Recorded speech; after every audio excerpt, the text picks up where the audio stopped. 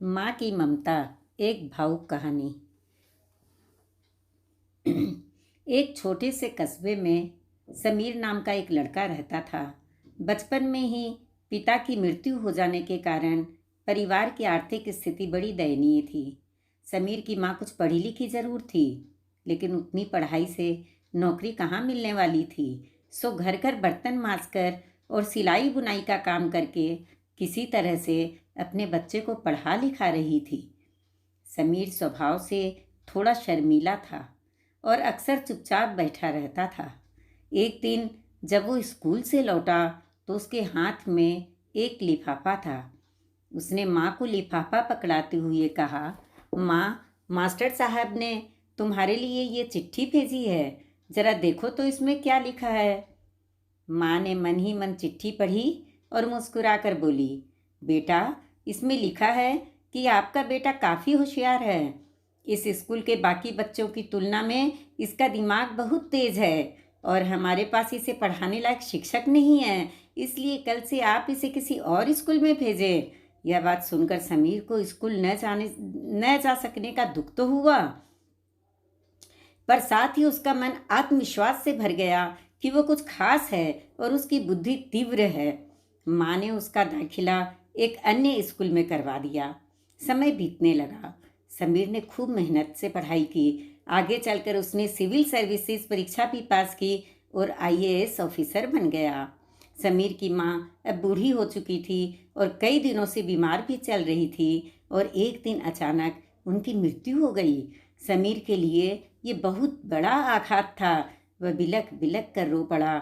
उसे समझ नहीं आ रहा था कि अब अपनी माँ के बिना वो कैसे जिएगा। रोते रोते उसने माँ की पुरानी अलमारी खोली और हाथ में उनकी माला, चश्मा और अन्य वस्तुएं लेकर चूमने लगा। उस अलमारी में समीर के पुराने खिलौने और बचपन के कपड़े तक संभाल कर रखे हुए थे।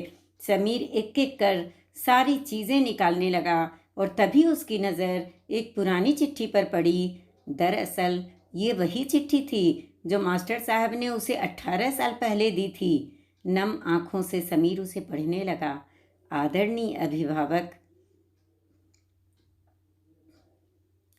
आपको बताते हुए हमें अफसोस हो रहा है कि आपका बेटा समीर पढ़ाई में बेहद कमज़ोर है और खेलकूद में भी भाग नहीं लेता है।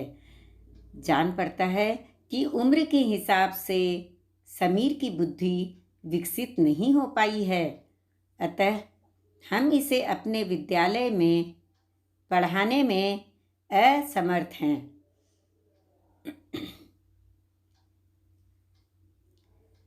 आपसे निवेदन है कि समीर का दाखिला किसी मंदबुद्धि विद्यालय में कराएं अथवा खुद घर पर रखकर इसे पढ़ाएं। सादर प्रिंसिपल।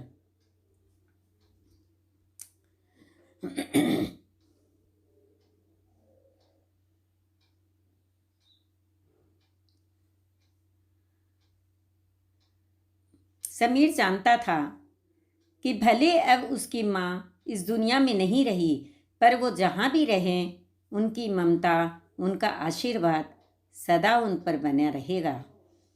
सच है, माँ से बढ़कर त्याग और तपस्या की मूर्त भला और कौन हो सकता है।